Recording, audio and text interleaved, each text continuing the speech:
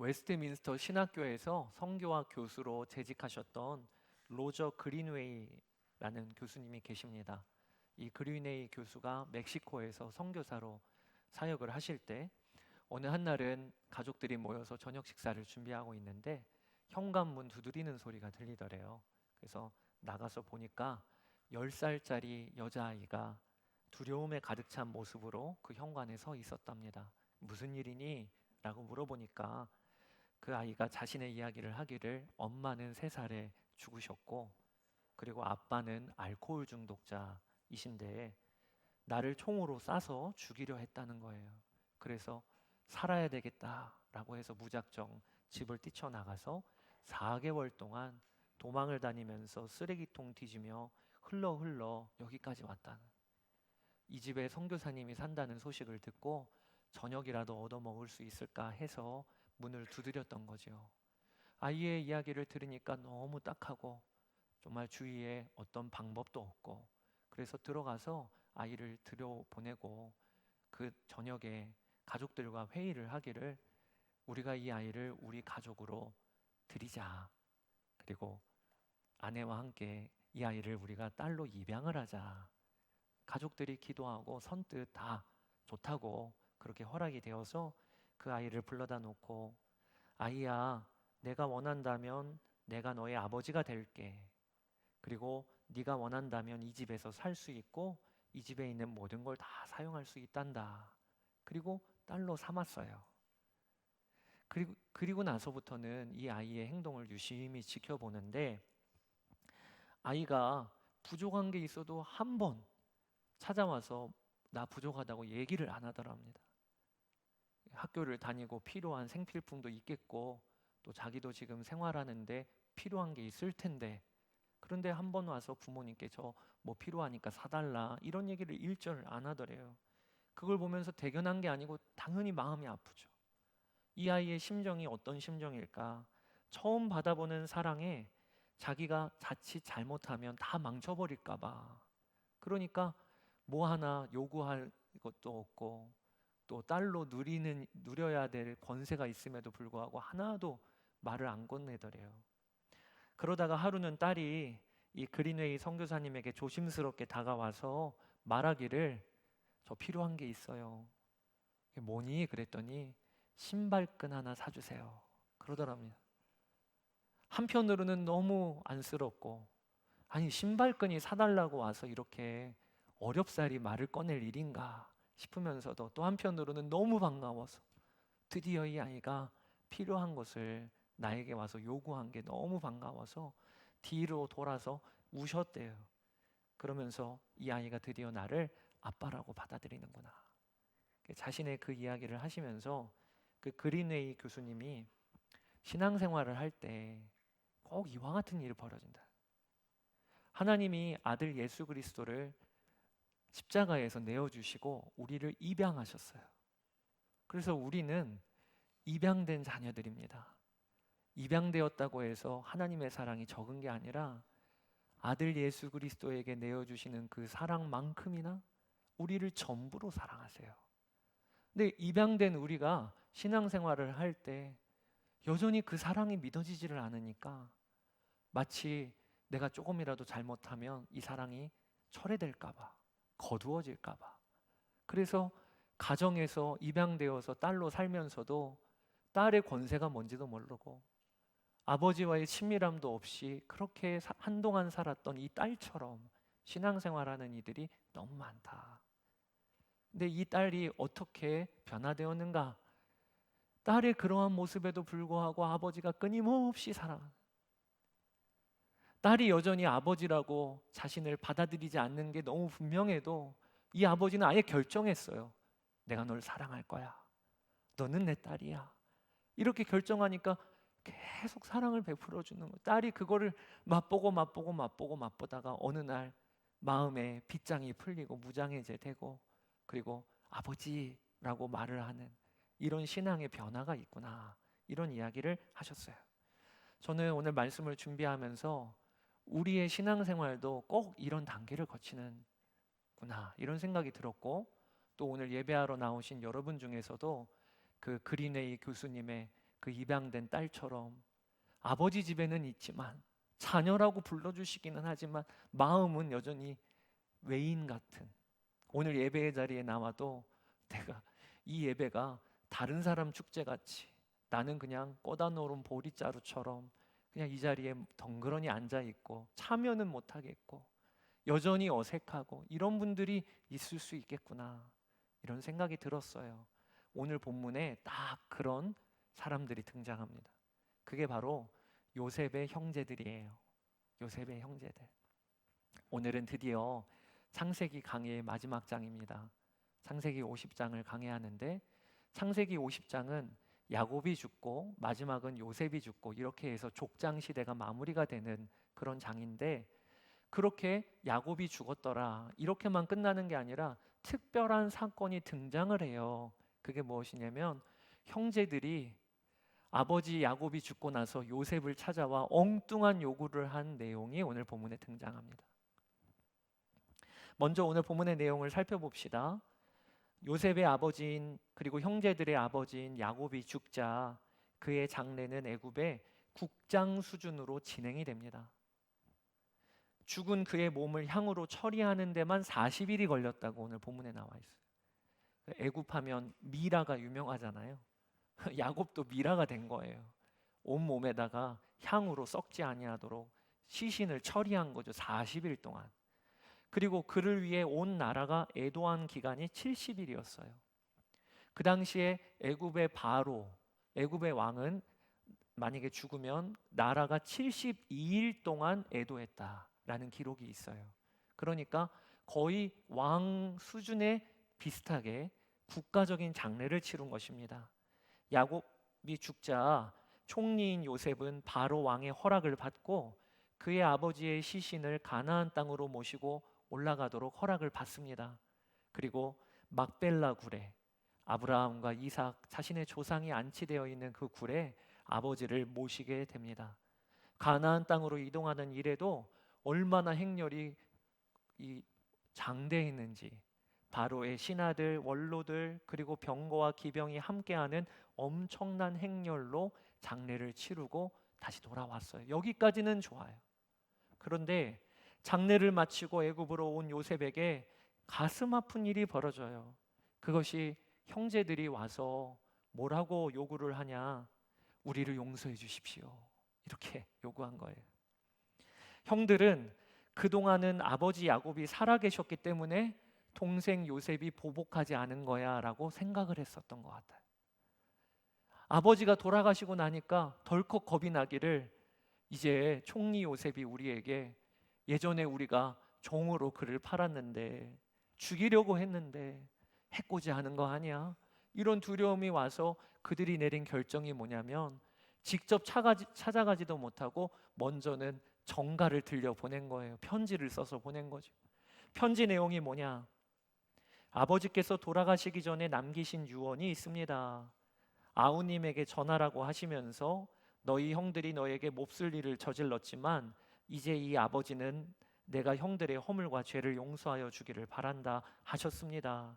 그러니 아우님은 우리 아버지께서 섬기신 그 하나님의 종들인 우리가 지은 죄를 용서하여 주시기 바랍니다 라고 편지를 써서 보낸 거예요. 여기 편지 내용을 보세요. 동생아, 우리 용서해다오. 이것도 아니고 어쩜 이렇게 형제지간에 거리가 멀까요? 아우님, 하나님의 종들인 우리를 용서해 주십시오. 아버지가 돌아가실 때 유언을 남기시기를 우리 용서해 달라고 전하라고 하셨습니다. 진짜 이런 유언을 남긴 걸까요? 야곱이 죽기 전에 형제들 불러다가 내가 죽으면 요셉이 분위기가 심상치 않다. 너희들 못 살 수도 있어. 그러니까 내가 유언했다고 알려라. 이렇게 한 걸까요? 대부분의 학자들은 그렇지 않다고 봐요. 여러분, 야곱이 유언할 거면 요셉에게 직접 하면 되죠. 창세기 48장에도 보면 야곱이 임종 직전에 요셉이 두 아들 이끌고 왔잖아요. 그리고 거기에서 손을 엇갈리기까지 정신이 멀쩡한 거예요. 그렇게 다 유언도 해주셨단 말이에요. 그러니까 직접 유언을 남기면 되는 거지 뭐 형들을 통해서 살려달라고 이렇게 하냐 말이에요. 그러니까 오늘 형들은요, 있지도 않은 일을 거짓으로 꾸며서까지 그렇게 요셉에게 살려달라고 요청하고 있는 거예요. 이제 이 반응을 듣고 나서, 이 말을 전해 듣고 나서 요셉의 취한 행동이 뭐냐면 운 거예요.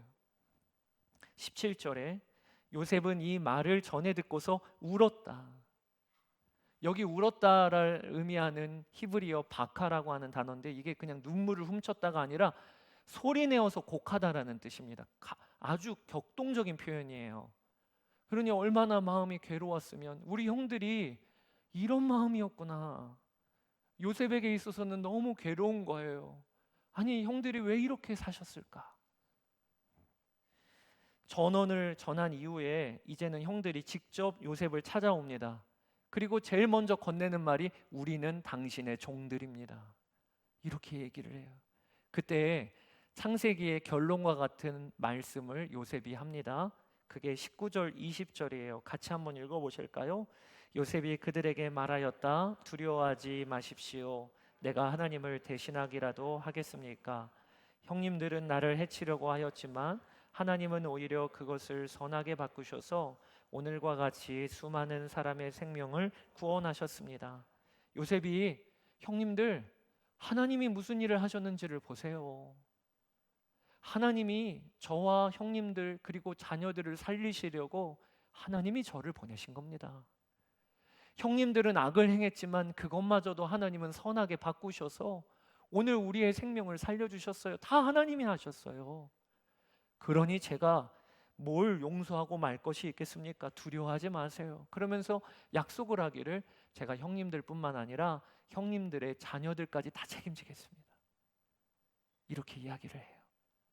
여러분, 형들이 요셉에게 종들을 용서해 주세요라고 할 때 그 용서라고 하는 단어가요, 히브리어 나사라고 하는 단어인데, 이거는요 그저 잊어달라는 말이 아니고요, 짐을 짊어지다라는 뜻이 있습니다. 저희들의 짐을 짊어져 주십시오, 이런 요청인 거예요. 이게 무슨 의미냐면, 고센 땅에 살고 있는 이 형들과 가족들이 있는데, 이제 아버지 야곱이 돌아가셨으니까 이제 요셉이 이것마저도 끊어버릴 거야 라는 두려움이 있는 거예요. 우리에게 복수할 뿐만 아니라 이제는 더 이상 우리가 고센 땅에서 살지 못할 거야, 이런 두려움이 있는 거예요. 그때 요셉이 그들을 안심시키면서 이렇게 이야기한 거예요. 자녀들까지 제가 돌보겠습니다. 여러분, 이게 창세기의 결론이에요. 창세기는요, 형제 싸움이 그렇게 많이 기록되어 있습니다. 제일 먼저 싸운 형제가 누굽니까? 가인과 아벨. 제사 드린 이유로 서로 쳐 죽이려고 형이 아우를 쳐 죽였어요. 또 아브라함에게는 이스마엘과 이삭, 같은 아버지 밑에 있었지만 이스마엘과 이삭이 사이가 좋지 않았어요. 또 이삭 밑에는 야곱과 에서, 아주 철천지 원수지간이었어요. 계속 싸우고 이랬던 창세기 이야기가 마지막 결론이 어떻게 나냐? 동생 요셉이 가해자인 형들을 용서해 주었더라. 이게 창세기의 결론이에요. 이 결론을 통하여 성경적인 용서가 무엇인지 우리에게 알려주고 있어요. 여러분, 용서는요 그냥 있는 게 아닙니다. 덮어주는 정도가 아니에요. 그의 짐을 짊어지는 거예요. 그게 용서예요. 특별히 나에게 해를 가한 가해자를 피해자가 그 가해자의 짐까지 짊어지는 게 용서인데, 그 대표적인 분이 바로 예수님이십니다. 예수님이 성경에 우리의 질고를 지고, 그 지고라고 하는 단어가 나사예요. 짊어지다, 용서하다. 그리고 세상 죄를 지고 가는 어린 양이다. 이게 성경적인 용서가 오늘 창세기 50장의 결론인 거예요. 그게 오늘 내용입니다. 저는 오늘 내용을 보면서 한 가지 묵상을 해요. 한 가지 전하고 싶었어요. 그게 뭐냐? 얼마나 우리가 율법에는 익숙하고 은혜에는 서툰가. 이게 오늘 본문에 들어가 있는 거예요. 요셉의 형들이요 17년 동안 애굽 생활했습니다. 창세기 45장에 이미 동생 요셉이 하나님이 나를 이곳에 보내신 것입니다 라고 하면서 형들을 용서해 줬습니다. 용서만 해줬습니까? 17년 동안 애굽의 총리인 요셉의 휘하에서 고센 땅에 살고 있는 형제들은 아무런 문제 없이 거기에서 번영할 수 있었습니다. 은혜가 17년 동안 부어진 거예요. 은혜가. 그런데도 불구하고 이 형제들이 지금 어떻게 나오고 있어요? 우리는 종들입니다. 우리는 종들입니다. 이게 꼭 우리 모습과 똑같아요. 여러분, 우리도요, 은혜에는 되게 미숙하고요, 율법에는 익숙합니다. 신앙생활할 때 꼭 그렇게 해요. 하나님께 나아갈 때도 우리가 잘하면 아무래도 더 사랑해 주시겠지. 요즘에 내가 너무 바빠서 예배 자리도 내가 등한히 여기고 말씀과 기도도 영 요즘에 은혜를 못 누리고 있어요. 그러면 그냥 마음에 두려움이 사로잡힙니다. 조금만 안 좋은 일이 있어도 이거 뭐야, 하나님이 치시나? 하나님은 두려운 하나님이에요. 이게 율법적인 신앙생활의 가장 전형적인 모습이에요. 우리는 율법에 매우 익숙합니다. 왜 그러냐? 우리가 사는 세상이 온통 율법이에요. 태어나서 지금까지 세상은요, 우리 애를 율법으로 훈련시킵니다. 공부를 잘해서 1등한 학생은 좋은 학생. 그러면 반대로 꼴등한 학생은 나쁜 학생입니까? 저희는 그런 식으로 지금까지 살았어요. 꼴등하면 왜 나쁜 학생이에요? 그 학생도 좋은 학생이죠. 그 학생도 나름 힘들어요. 괴로워요. 나름 분투하고 있는 거예요. 좋은 학생이죠. 근데 우리는요, 이 세상을 살면서 이 율법의 틀 안에 늘 우리도 들어가 살고 우리도 거기에 익숙하게 거기에서 돌리다 보니까 하나님께 나아갈 때도 엄청 그 율법적인 틀로 나아가는 경우가 많아요. 내가 지금 은혜 가운데 살고 있는가, 율법 가운데 살고 있는가 확인할 수 있는 질문이 있어요. 여러분, 오늘 예배드리는 우리들 중에 하나님이 누구를 가장 사랑하실까요? 누구야? 그래, 그 누구야? 목사님이신가? 아니면 저 권사님, 장로님이신가? 만약에 이런 식으로 생각이 드는 분이 있다면 그러면 여러분들은 십자가 복음을 모르는 거예요. 아직. 당장 이 자리 예배드리는 우리 중에 하나님이 누구를 가장 사랑하실까? 그러면 막 곧바로 손들고 외치고 싶어요. 목사님, 저요. 옆에 있는 사람이 오히려 의아해해요. 아, 염치가 있어야지. 아니, 저 집사님이 자기를 하나님이 제일 잘 사랑하신다고? 아이, 그건 말도 안 되는 소리지. 이런 생각이 들 정도로. 그런데 내가 믿어지는 걸 어떻게 해요? 하나님이 나를 가장 사랑하시는 것 같다. 이게 믿어져요. 뭐 때문에요? 십자가 때문에요. 십자가에서 독생자 하나뿐인 아들을 나 살리시려고 내어주신 게 하나님의 사랑이니까 이 십자가를 보니까 마음에 안 믿어질 수가 없는 거예요. 하나님이 세상에 나 하나뿐인 것처럼 사랑하셔. 성 어거스틴이 그렇게 묵상했다고 하잖아요. 하나님이 이 세상에 나 하나뿐인 것처럼 나를 사랑하신다. 내가 이 세상에 남겨진 유일한 한 사람이라 할지라도 하나님은 십자가를 기꺼이 지셨을 것이다. 이게 여러분 어거스틴의 특별한 믿음이 아니고요, 예수님을 믿는 모든 성도들의 믿음이에요. 하나님이 나를 너무 사랑하셔. 그게 감격의 겨우니까 우리가 신앙생활을 하는 거예요. 그게 감격의 겨우니까. 오늘도 예배의 자리에 나와서 이 예배드리는 이 예배의 분위기가 축제예요. 세상에서는 그렇게 나를 율법적 잣대로 너는 몇 등이야, 너는 가치가 있어 없어, 이런 식으로 우리가 늘 세상에 살다가 교회에 예배드리러 왔는데 진리가 선포되기를, 하나님이 나를 사랑하시는데 아들 예수 그리스도를 내어주시기까지 사랑하신다. 세상에 그 십자가가 이미 이루어진 일이야. 하나님이 나를 창조하시고 나를 사랑하신다. 이게 막 누려지니까 그 감동으로 예배하고 그 예배드린 힘으로 이번 주를 살고, 이게 여러분 은혜가 작동하고 있는 사람의 삶이에요. 그런데 그게 아니라 오히려 정반대로, 아유, 나는 예수님을 믿는 지 17년이 지났는데도 여전히 그대로야, 저는 믿음이 없어서요. 그러면 그 사람의 마음에 언제 그러면 하나님 앞에서 합격이 되는 겁니까? 훈련도 받고 직분도 받고 그러면 하나님이 인정해 주시는 겁니까? 철저히 율법적인 거예요. 그러니 이 율법적인 기준으로는요, 신앙생활이요 늘 정죄 판단. 내가 잘할 때에는 교만해지고 내가 못할 때에는 다른 이들 앞에서 너무 위축되고 신앙생활이 즐거움이 아니라 늘 훈련, 내 자격을 끊임없이 증명해 보여야 하고, 그게 율법적인 신앙생활의 모습인데 지금 형들이 똑같이 그러고 있는 거예요. 창세기 50장은 우리에게 그거를 이야기해 주고 있는 거예요. 형들이 무려 17년 동안 동생 요셉이 애굽의 총리로 있으면서 얼마나 은혜를 베풀어 줬습니까? 그런에도 불구하고 그 17년 동안 누렸음에도 아버지가 돌아가시고 나자 곧바로 두려워서 요셉에게 찾아가서 우리는 종들입니다.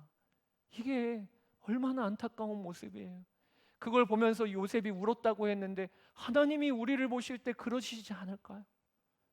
아들 예수 그리스도를 내어주시기까지 우리를 그렇게 사랑하시고 이 은혜 때문에 우리의 신앙은 출발했고 지금도 이 은혜가 우리의 전부인데 이 은혜는 누리며 기뻐하고 즐거워하지는 못하고 늘 마음에 내가 왜 이렇게 부족하지?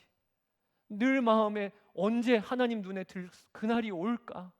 나는 죽고 예수로 사는 복음은 특별한 사람들에게만 주어진 줄 알고 성령님은 특별한 사람들에게만 주어진 줄 알고 이런 식으로 예배에 와서도 소외돼서 예배드리는 그런 나를 보시면서 하나님이 눈물 흘리지 않으실까요? 오늘 이 주제를 주님이 우리에게 다루어 주고 계시는 거예요. 사랑하는 여러분, 우리의 신앙생활은요 처음부터 끝까지 은혜입니다.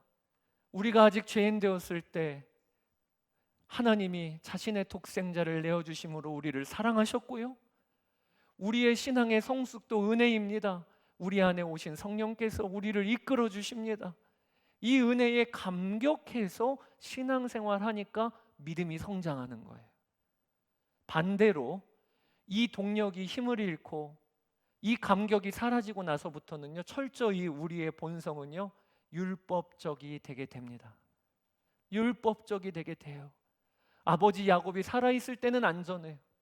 아버지 야곱이 돌아가시면 이제부터는 두려워요. 조건에 따라 우리의 신앙생활이 달라지는 거죠. 여러분께 도전하고 권면합니다. 은혜 위에 굳건히 서십시오. 은혜를 누리는 여러분 되시기를 축복합니다. 이 말은 그저 하나님 사랑하니까 안심하고 마음껏 사세요 이거 아닙니다. 하나님 사랑을 경험하면요 반드시 달라지게 되어 있어요. 그린웨이 교수님, 거기에 입양되어 온 딸이 처음에는 아버지가 나를 얼마나 은혜로 받아주셨는지를 모르니까 요구할 것도 못하고 쭈삣쭈삣하다가 그 아버지의 사랑, 진실된 사랑을 받고 하다가 딸로 성장하듯이 우리도 똑같아요. 하나님의 말할 수 없는 은혜를 마음껏 누리다가 우리의 본성의 변화가 일어나는 거예요. 주님 뜻대로 살고 싶어. 하나님께 순종해서 살 거야. 하나님 나라 백성으로 나도 이제 걸어갈 거야. 이런 변화가 있으시게 되기를 축복합니다. 그러면서 저는 오늘 창세기 50장을 통해서 한 가지를 더 나누고 싶어요. 이 형들이 무려 17년 동안 요셉은 변한 적이 없는데 애굽의 총리로 있으면서 형들을 맞이해 주었고 창세기 45장에 이미 이 모든 일은 하나님이 하신 일이라고 선포하면서 그들을 받아 주었는데 변한 게 하나도 없는데 왜 그들이 요셉을 오해하고 자신들에게 이미 부어지고 있는 은혜를 그렇게나 누리지 못했을까? 저는 오늘 본문을 보면서 이유가 딱 하나이라는 걸 알게 되었어요. 그게 무엇이냐? 형들과 요셉과의 시간이 너무 적었던 거예요. 사실 요셉은 고센 땅에 살지 않았고요, 애굽의 왕궁에 살았습니다. 총리직을 수행해야 되니까요. 형들은 어디에 살았죠? 고센 땅에, 가나안하고 가장 가까운 애굽의 변방에 살았습니다. 서로의 왕래가 자주 일어나지 않았다 여겨져요. 왜냐? 아버지 야곱이 죽을 때에도 요셉이 찾아가니까 그렇게 반갑게 맞아주는 장면을 보면서 아무래도 가족들을 모시고 애굽으로 내려오긴 했지만 자주자주 왕래하고 소통하는 일은 부족했던 거예요. 이렇게 요셉과의 시간이 절대적으로 부족하니까 17년 동안 애굽에 있으면서 은혜는 받았지만 그걸 누리지를 못했던 거죠. 저는 이것이 우리에게도 똑같이 적용되는 일이라고 싶습니다. 여러분, 우리가 하나님이 우리와 함께하고 계시다, 이 은혜를 누리고 있거든요. 그런데 이곳을 누리면서 힘없는 사람은 적습니다. 왜 그런지 아십니까? 주님과 교제하는 시간이 너무 적은 거예요. 제가 처음 사역을 할 때 청소년 사역을 했습니다. 그때가 신혼 때였는데 지금 돌아보면 정말 바보같이 사역했어요. 저는 목회를 배울 때 이렇게 배웠습니다. 가정보다 목회가 우선이야. 그래서 목회에 전념하면 가정은 희생해야 하는 거야. 그게 예전에 우리 선배 목사님들의 목회의 모습이었어요. 제가 새벽에 나가서 새벽 예배 드리면 그러면 그날 저녁 자정이 될 때나 들어갔어요. 아이들 야간 자율학습 끝나면 저녁 10시에 끝나죠. 그러면 봉고차 끌고 가서 거기에 아이들을 태워서 큐티 시키고 그리고 집까지 데려다 주는 일을 제가 했어요. 한동안은 학원에 기산줄 그렇게 오해를 받았어요. 그리고 쉬는 날이 되면 아이들 데리고 훈련 나가는 날로 삼아서 그렇게 쉬는 날도 하루를 쉬지 않고 사역을 했어요. 어느 한 날은 제가 집에 들어갔는데 아내가 저를 보면서 눈물을 뚝뚝 흘리며 한 말이 나 너무 외로워 그러더라고요. 제가 그때 진짜 이혼 안 당한 게 다행인데 뭐라고 대답했냐면 꼬박꼬박 잘 들어오는데 뭐가 외로워. 네. 저를 그런 눈으로 보지 마세요. 저도 이제 지금 변화되었어요. 그때 했던 아내의 대답이 뭐였냐면 남편이 집에 들어오면 눈 한 번 마주쳐 주지를 않는다. 집에 들어오면 하루 종일 남편 기다리면서 할 얘기도 있고 교제하고 싶고 그런데 집에 들어오면 잘 왔어 하고 눈 한 번 마주치지 않고 곧바로 씻고 자는 거예요. 저도 그럴 수밖에 없는 게 안 그러면 그 다음 날 사역을 못 하니까 늘 그런 식으로 사역을 했었어요. 그러다가 첫 사역지로 선한목자교회로 나오게 되었습니다. 와 보니까 저는 거의 비슷한 수준, 아니 오히려 조금 느슨해진 사역이 되었어요. 빨간 날 다 쉬게 해주더라고요. 얼마나 감사한지. 이래도 되나 한동안 그랬어요. 이래도 되나. 그런데 저희 아내는요 모임이 많더라고요. 사모 모임, 기도 모임, 또 제자훈련 강사 준비, 저희 아내의 사역이 많아지기 시작했어요. 어느 한 날은 제가 퇴근하고 들어갔는데 아내가 제자훈련을 준비하고 있는지 식탁에 앉아서 막 쓰고 있는 겁니다. 제가 분명히 들어왔어요. 여보 나왔어. 그런데 눈을 마주쳐 주지를 않아요. 그때 제 마음에 어떤 마음이 드냐면 나 외롭다. 이런 마음이 들어요. 아, 우리 아내가 이런 마음이구나. 늘 같이 살아요. 같은 집에 있어요. 그런데 같이 살긴 하지만 눈을 마주치는 시간이 없어요. 소통하고 교제하는 시간이 없어요. 그러면요 같이 살아도 부부가 외로운 거예요. 부모와 자녀가 같이는 사는데 눈을 마주치지를 않고 소통하는 시간이 없으면요 부모와 자녀가 이름만 있는 거예요. 주님과의 관계도 마찬가지입니다. 여러분 예수님은 우리와 함께 계세요. 우리 안에 오셨어요. 이게 얼마나 은혜입니까? 어떤 분들은 이게 은혜라고 여겨지지 않는 분들도 계세요. 그런 분들은 오늘 예배 끝나고 안수기도 받고 가세요. 주님이 우리와 함께 계시는 게 얼마나 은혜입니까? 우리는 호화가 아니에요. 우리는 이 험한 세상을 혼자 헤쳐나가는 존재들이 아니에요. 우리에게는 우리의 보호자가 계셔요. 우리의 조언자, 우리의 위로자, 우리의 상담자, 그리고 우리의 가장 좋은 교사가 성령 하나님이 계시단 말이에요. 이 은혜예요. 그런데 이 은혜를 왜 못 누리나요? 이 은혜를 머리로는 아는데 이 은혜가 왜 우리에게는 힘이 안 되냐 말이에요. 그게 다른 게 아니에요. 성령님이 우리와 함께 계셔도 눈 마주치는 시간이 없는 거예요. 아침에 일어나면 주님은 밤새 우리를 지켜보셨는데 얘 일어난다 일어난다 이러고 있는데 우리는 일어나자마자 정신없이 하루를 시작을 하고 주님은 의식하지도 않고 하루를 내내 살다가 한 주간 내내 그렇게 살다가 예배의 자리에 오니까 주님이 함께 계시다고 하는 건 머리일 뿐이지 지식으로만일 뿐이지 나에게는 어떤 삶의 변화도 없고 삶의 능력도 못 되는 거예요. 주님과의 관계가 너무 없는 거예요. 고센 땅에는 살고 애굽 땅에는 살지만 총리 요셉과 동생과의 시간은 절대적으로 부족했던 형들처럼 그러니 그 은혜를 누리고 있으면서도 그게 은혜인 줄을 모르고 오히려 율법적으로 기울어 갔던 그 형들처럼 여러분 우리도 그렇게 사는 거 아닌가요? 하나님은 우리를 향한 은혜를 얼마나 많이 부어주고 계신지 모릅니다. 나는 죽고 예수로 사는 거 은혜예요. 나는 죽고 예수로 사는 게 은혜입니다. 이제는 내 삶의 운전대를 내가 지고 하는 게 아니에요. 여러분, 내 삶의 운전대를 내가 진다고 하는 것은 얼마나 두려운 일입니까? 왜냐? 우리는요, 오늘 예배 끝나고 저 문을 나서기만 해도 오늘 저녁에 우리에게 어떤 일이 일어날지 모르는 게 우리의 실력과 수준이에요. 오늘 우리는 하루를 보장할 수 있는 능력이 내 안에 없습니다. 그런 난데 내 삶의 운전대를 내가 잡고 있다? 이게 얼마나 두려운 일이에요. 마치 어린아이가 운전대를 붙잡고 자동차 운전한다고 만약에 붙들고 있다고 하면 그 모습을 보면 우리가 얼마나 기겁하겠습니까? 야, 큰일 난다, 큰일 나. 그런데 우리는 그렇게 살고 있는 거예요. 내 삶의 운전대를 아무 능력도 없는 내가 지금 붙들고 있는 거예요.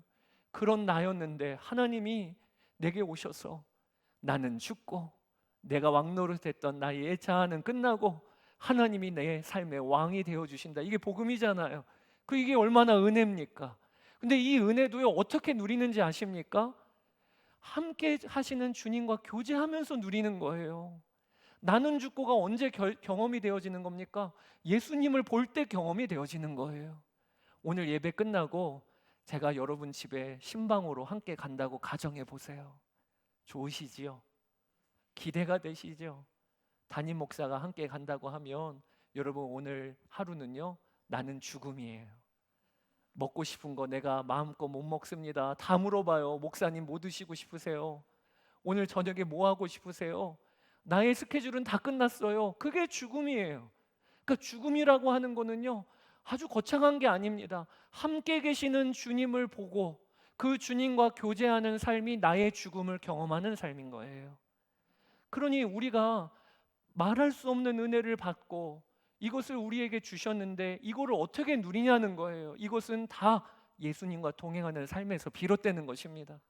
그러니 여러분께 초청하고 싶어요. 이번 여름에도 Closer to Jesus, 예수님께로 더 가까이 가자. 이건 여러분께 괴롭히려고 이런 훈련을 하는 게 아닙니다. 은혜를 누리려고 이런 훈련을 하는 거예요. 예수님 바라봐야죠. 예수님과 동행한다고 생각하고 말 한마디 행동 하나 주님 앞에서 행해야죠. 그러면서 주님 나와 함께 계시구나, 나는 죽었구나, 이걸 경험하게 되니까 은혜 누리는 훈련을 하게 되는 거예요. 여러분 그렇게 초청합니다. 창세기는요, 결론이 오늘 요셉의 고백 안에 있어요. 하나님이 수많은 생명을 구원하시려고 나를 이곳에 두셨습니다. 이게 요셉에게 행하신 일이고 창세기의 결론이에요. 하나님이 구원 역사를 이루시기 위하여 수많은 생명을 구원하시기 위하여 아브라함 부르시고 이삭을 부르시고 야곱과 요셉을 부르시고 우리를 부르신 거예요. 이게 우리를 향한 하나님의 계획이기도 해요. 내가 우리 가정에, 우리 일터에 나를 통하여 생명 살리시려고 부르신 거야. 이 은혜를 우리를 향하여 주셨어요. 뿐만 아니라 깨어진 관계, 형제들이 다 깨지고 깨진 게 창세기 이야기인데 결국에 마지막에는 요셉이 형들을 용서한, 이것도 하나님이 우리에게 주시려고자 하시는 은혜입니다. 예수님을 믿잖아요? 그러면 관계가 회복됩니다. 원수됐던 것이 풀리고 막혔던 담이 허물어지고 용서하고 사랑하게 되는 일이 일어나게 되어 있어요. 그게 하나님 우리에게 주신 은혜입니다. 근데 이 은혜를 어떻게 누리냐 말이에요. 주님과 동행하는 거예요. 어설프더라도 한 걸음 한 걸음 하다가 넘어지더라도 그래, 주님이 나와 함께 계시니 내가 눈 마주치며 살아야지.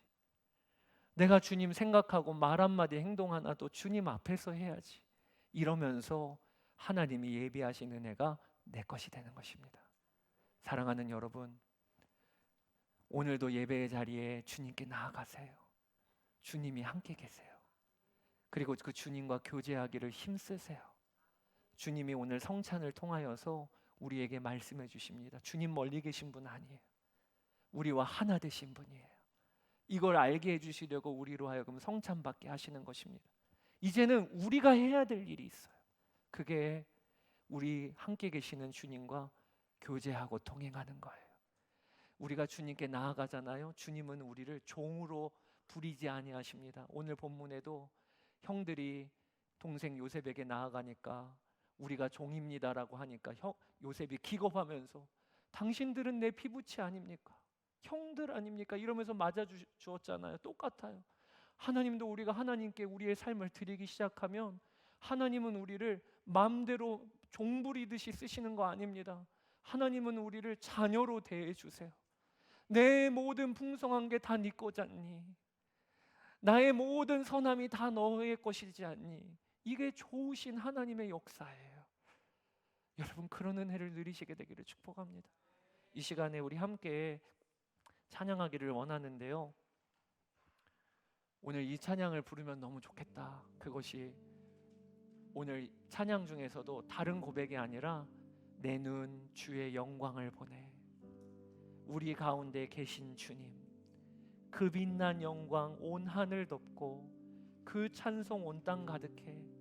이 결단 찬양하는 이 시간에도 지금 우리와 함께 계시는 주님을 보는 시간으로 우리가 삼기를 원합니다. 그리고 우리의 마음에 결단하고 고백할 것이, 주여 이제 저도 주님과 교제하는 삶을 살기로 결단합니다. 그래서 예수님을 믿은 지 오래되었는데 여전히 율법적이에요. 여전히 하나님을 오해하고 있어요. 형들이 마치 요셉을 오해하듯이 이제는 주님, 제가 은혜 위에 뿌리를 내리게 되기를 원합니다. 주님을 향한 오해가 풀리고 막힌 담이 허물어지고 나를 생명의 통로로 쓰시고자 하시는 그 은혜를 누리는 자가 되게 하여 주소서. 우리 이 시간에 함께 찬양하고 그리고 기도하고 성찬을 받겠습니다. 내 눈 주의 영광을,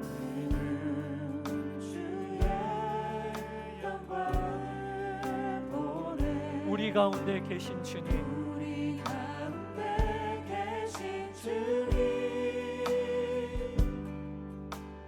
그 빛난 영광 온 하늘 덮고 그 찬송 온 땅 가득해. 내 눈 주의 영광을 보네. 찬송 가운데 서신 주님, 주님의 얼굴을 바라봅니다.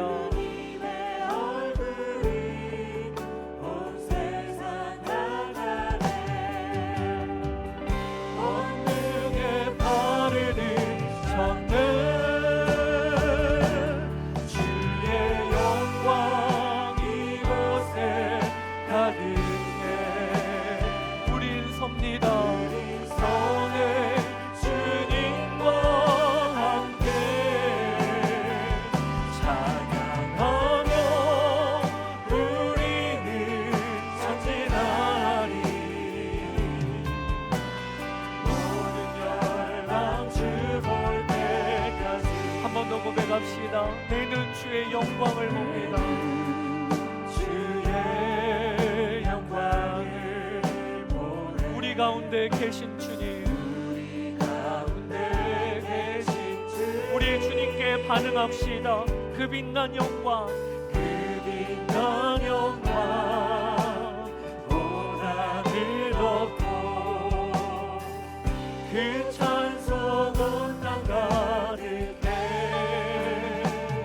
주의 영광을 보내. 주의 영광을 보내. 찬송 가운데 서신 주님, 주님의 얼굴을 바라봅니다. 주님의 얼굴을 온 세상 향하네. 권능의 발을 드셨네.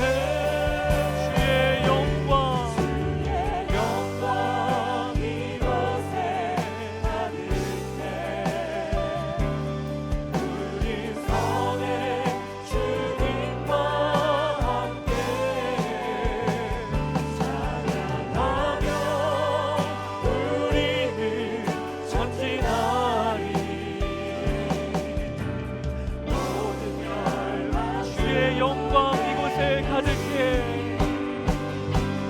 주의 영광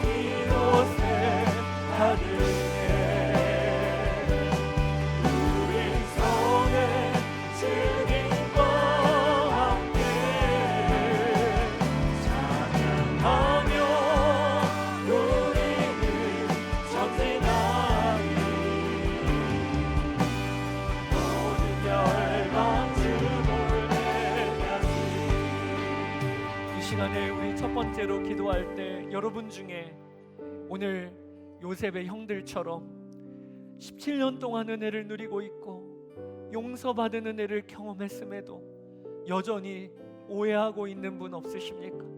하나님에 대하여 하나님이 나를 은혜로 덮어주시고 아들 예수 그리스도를 내어주시기까지 나 하나밖에 없는 것처럼 사랑하시는데 이 사랑이 기쁨이 되고 감격이 되고 그렇게 한 주를 시작하는 게 아니라 오늘도 이 예배 자리에 나와서는 여전히 마음이 무거운 짐이 있는 것 같고 막혀 있는 것 같고 하나님에 대한 오해가 있고 하나님이 나를 사랑하시는지를 모르겠고 이런 분이 있다면 다시 우리 십자가로 나아갑시다. 십자가를 바라보면 하나님이 나를 사랑하신다고 하는 너무나도 분명한 증거입니다. 하나님이 은혜 때문에 사는 저희의 삶이 되게 하여 주십시오. 이 은혜에 감격하여 살아가는 이번 한 주간이 되게 하여 주십시오. 은혜로 시작했다가 율법으로 가는 우리의 본성에 이끌려 사는 삶이 되지 아니하게 하여 달라고 우리 주님의 이름 한번 부르고 기도하며 나아가겠습니다. 주여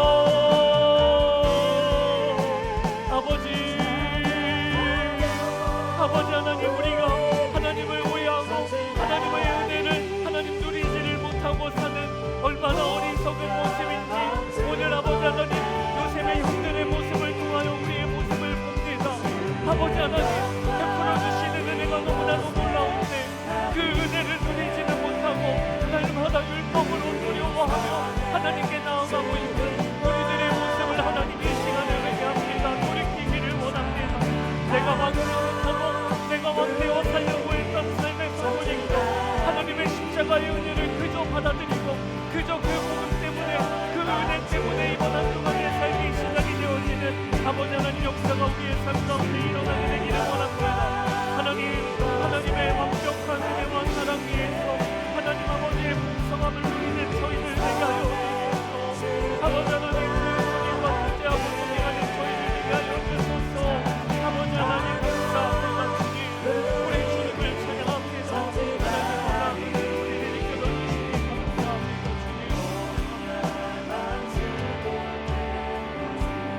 우리가 이 시간에 결단하기를 원합니다. 주님이 나와 함께 계시는 은혜는 이미 우리 가운데 어마어마하게 부어지고 있습니다. 나는 죽고 예수로 사는 복음은 나에게 이미 허락된 복음입니다. 주님은 나를 통하여 생명을 흘려보내기를 원하십니다. 주님은 나를 통하여 모든 막힌 담이 허물어지기를 원하십니다. 이 은혜를 이미 우리에게 주셨습니다. 이제는 우리가 결단해야 될 것이 있어요. 그 주님과 함께 사는 겁니다. 그 주님께 눈 마주치며 사는 것입니다. 이번 한 주간도 바쁘다는 이야기로 내가 주님과 눈 마주치는 시간을 등한히 여기는 일이 없도록 우리 결단합시다. 주님은 나와 함께 계시니 이제는 내가 반응할 차례입니다. 주여, 제가 날마다 주와 동행하는 매일매일의 시간을 살기로 결단합니다. 넘어지고 무너지고 여전히 부족해도 저는 그 길을 걷겠습니다. 이렇게 주님께 기도하며 나아가고 우리 성찬을 받도록 하겠습니다. 주의 이름 한번 부르고 기도합시다. 주여